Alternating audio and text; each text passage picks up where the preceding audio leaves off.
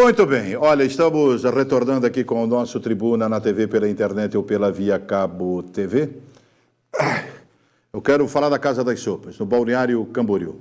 A Casa das Sopas, ela comete diariamente o pecado da gula.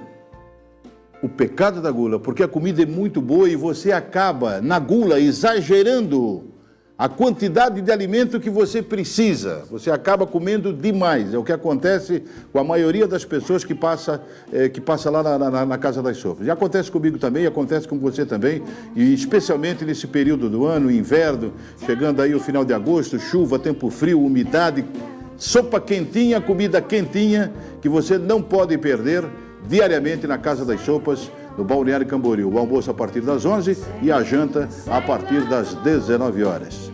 É isso aí. Os vereadores de Navegantes aprovaram por unanimidade um projeto de lei que proíbe crianças e adultos de empinarem pipas nas ruas da cidade. O autor da proposta é o vereador Fredolino Alfredo Bento, o Lino. Ele diz que quer evitar atropelamentos e danos à fiação elétrica causados pelas pandorgas. Olha só. Praças e campos de futebol continuam liberados para a brincadeira, que é tradicional, especialmente nos bairros, né? É muito comum isso, né? A lei proíbe ainda o uso de cerol, que já é proibido pela legislação estadual. E os bombeiros de Itajaí registraram este ano 3 acidentes com uso de cerol em pipas. O número não é tão representativo, mas não deixa de ser preocupante. Nunca é demais lembrar que uma simples brincadeira pode terminar em morte. Essa cena é comum, empinar pipa, uma brincadeira antiga que atravessa gerações. Rafael, de 18 anos, não quis gravar entrevista, mas disse que desde criança tem a pipa como passatempo favorito e que sempre utilizou o cerol para a linha ficar cortante e derrubar outras pipas. Mas o cerol é proibido e todo cuidado é pouco para uma brincadeira não virar motivo de preocupação e até causar acidentes. Essa brincadeira de pipa é uma brincadeira bem antiga, né? Só que com o passar desse cerol, que é uma mistura de pó de vidro com cola, ele se torna altamente cortante, causando muitas vítimas, como motociclistas, ciclistas, pedestres e até mesmo os pássaros, né? Que ao voar não verificam a situação com essa linha, com o cerol, e acabam sendo feridos, aí até vindo a óbito, né? Em caso de problemas, é bom ficar atento com os primeiros socorros. A gente tem que, porque ali como é uma situação cortante, ocorre muito hemorragia, né? Então tem que ocorrer o estancamento de sangue até a chegada do socorro. Para maior segurança com a brincadeira, preste atenção nas seguintes dicas. Não solte pipas em dias de chuva, principalmente se houver relâmpagos. Evite brincar perto de antenas, fios telefônicos ou cabos elétricos. Procure locais abertos, como praças e parques. Não empine pipa em cima de lajes e telhados. Jamais utilize linha metálica, como fio de cobre de bobinas ou cerol, mistura de cola com caco de vidro. Também não faça pipas com papel laminado. O risco de choque elétrico é grande. Tente soltar pipa sem rabiola como as arraias. Na maioria dos casos, a pipa prende no fio por causa da rabiola. Se a pipa enroscar em fios, não tente tirá-la. É melhor fazer outra. Nunca use canos, vergalhões ou bambus. Cuidado com ruas e lugares movimentados, principalmente quando andar para trás. Pode ter algum buraco ou pista. Atenção especial com os motociclistas e ciclistas. A linha pode ser perigosa para eles. Fique atento para que a linha não entre na frente deles.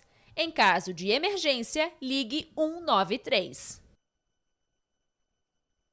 Esse que estava tentando ligar agora, né? Não, 190. 190, é polícia. 92 é SAMU, 93 é bombeiro. E o Fredolino Alfredo Bento, ele tem 3 nomes próprios, né? Fredolino Alfredo Bento, irmão do ex-prefeito de Navegantes, o Moacir Alfredo Bento, que também tem 3 nomes próprios. Eu quero aqui da bancada, sem ironia, dizer o seguinte: parabéns pela tua iniciativa. Demonstra que realmente você está preocupado e seus pares aí na Câmara de Vereadores Navegantes também. Assim como aconteceu com o Carlos Augusto da Rosa, o Carlinho Mecânico, na época lá atrás, porque hoje ele é suplente, ele é um vereador suplente. Mas na época ele era vereador, ele conseguiu o número suficiente de votos para se eleger a Câmara de Vereadores, lá nos anos 2000, 2002, 2001, 2003, mais ou menos por ali. Eu gostaria de saber só o seguinte, tudo isso aqui no papel, eu acho interessante, bonito, bacana, está tudo certinho, mas quem é que vai fazer cumprir essas leis? Está uma dificuldade grande aqui em Itajaí para fazer cumprir a lei de proibição de bicicleta circulando, o camarada pedalando, usando o veículo no calçadão da rua Hercílio Luz. Já sugeriram, inclusive, uma ciclofaixa para as pessoas. Porque você vai com a sua filhinha, com o seu filhinho, com a sua criancinha para o calçadão, você larga o seu filhinho por ali, porque você não vai imaginar que, repentinamente, uma bicicleta pode surgir e atropelar uma criança, um filho seu. Então, se já é difícil fazer cumprir a lei, né, da proibição da bicicleta no calçadão, imagine só você fiscalizar pipa por pipa, linha por linha, se tem cerol, se tem cola, se tem vidro. Porque se pegar no pescoço de alguém, olha, salve-me Jesus, porque realmente é muito difícil de escapar. Pode até escapar, mas acaba ficando com sequela. E se pegar de jeito, perde o pescoço, perde a vida. Olha, o Sindicato dos Mototaxistas fez uma pesquisa e de 100 casos, 25 foram, nos últimos 10 meses, 25 foram a óbito, 25 se machucaram não com gravidade e 50 desses casos tiveram, o acidente foi grave ou gravíssimo, mas e não se tem a definição de quantos depois do acidente vieram a óbito em função desse problema com o cerol. Uma outra coisa que Navegantes vai fazer e que aqui em Itajaí não tem, a lei é de 2003 com o Carlim Mecânico, em 2003 a lei aqui de Itajaí, que proíbe o cerol, a venda e a comercialização de cerol. Isso depois virou uma lei estadual. E Navegantes, o que é interessante é que vai ter multa, né? A prefeitura agora vai determinar qual é o valor da multa para quem for pego com cerol e soltando pipa com cerol em locais com ou sem cerol, em locais impróprios, locais que estão proibidos a partir de agora com a lei, assim que o executivo, né, promulgar a lei. E, consequentemente, vai ter multa. E outra coisa que vai acontecer em Navegantes é que vai ter um trabalho de educação nas escolas para que as crianças, no futuro, saibam utilizar essa brincadeira, que é muito legal, de forma correta, sem pôr em risco a sua vida e de outras pessoas. Então, isso vai acontecer em Navegantes. Com relação mudando de assunto aqui rapidamente, a Sandra, que eu havia falado aqui, que deixou um recado do 190, ela disse, ela é de Itajaí, evidentemente, ela mandou um recado de novo no Facebook, dizendo que ela esteve no batalhão aqui, direto, ela foi lá, e os próprios PMs ligaram e constataram que o problema, que o 190 não completava a ligação. Um problema, a situação está na linha, né? É um problema técnico. Agora, falando de linha telefônica, eu gostaria de saber o seguinte, se alguém pode nos ajudar. Se algum político, senador, governador, o Bundico que andou por aí, um vereador, enfim. Porque essas operadoras de telefonia móvel, elas estão abusando da nossa tolerância. Haja paciência para aguentar tanta sandice. Porque não dá mais. Você está falando com alguém, você fica constrangido, Lacerda. Você está conversando com alguém, simplesmente interrompe a ligação. E muitas vezes você tem aquele plano. Tem um planozinho aí de 20 e tantos reais, menos de 30 reais, para você falar de TIM para TIM. Vou citar o nome de uma das operadoras que tem problemas, e problemas seríssimos, hein? Até o PROCON agora se pronunciou contra a TIM. Pelo menos tem alguém se mobilizando e tentando ajudar o povo de alguma forma, de algum jeito. Você fica constrangido, fica envergonhado. Porque você está falando, interrompe a tua conversa. Muitas vezes é trololó, mas outras vezes pode ser um assunto importante e deixa você, literalmente, se fosse aqui na Barra do Rio, vendo o navio passar. Alguém precisa nos ajudar, porque não é só cobrar, tem que oferecer um serviço de qualidade, conforme está no contrato. Serviço de qualidade. Olha, 5 menores de idade foram flagrados pela polícia em atos de vandalismo no Parque da Atalaia. Aproximadamente 20 placas informativas foram destruídas. Esses 5 meninos não podem ser identificados por serem menores de idade. Mas, mesmo com a pouca idade, já tiveram que se entender com a polícia. Na sexta-feira, durante a tarde, eles foram flagrados pelos funcionários do parque em ato de vandalismo. A gente faz uma fiscalização aqui constante, né? Indo e voltando. Aí no horário do almoço para a tarde não subiu ninguém, só subiu esse grupo deles aí.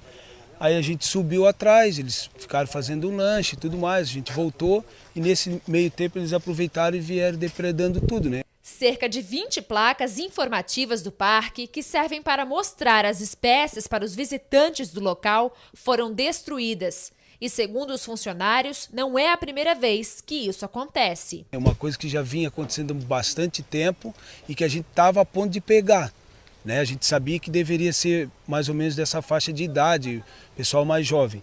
Só que é um material que é caro, é um material que a gente produz para as escolas, para os visitantes que vêm aqui, para as famílias, de orientação, né, ambiental. E agora daí vão ter que repor tudo isso aí de novo, prejuízo, né? Os menores foram encaminhados para a delegacia, onde o Conselho Tutelar foi acionado. Gurizada nova que era para estar na escola, era para estar produzindo para o bem do país, para o bem do município, estão fazendo esse tipo de coisa e muitas vezes os pais nem sabem que estão fazendo isso, né?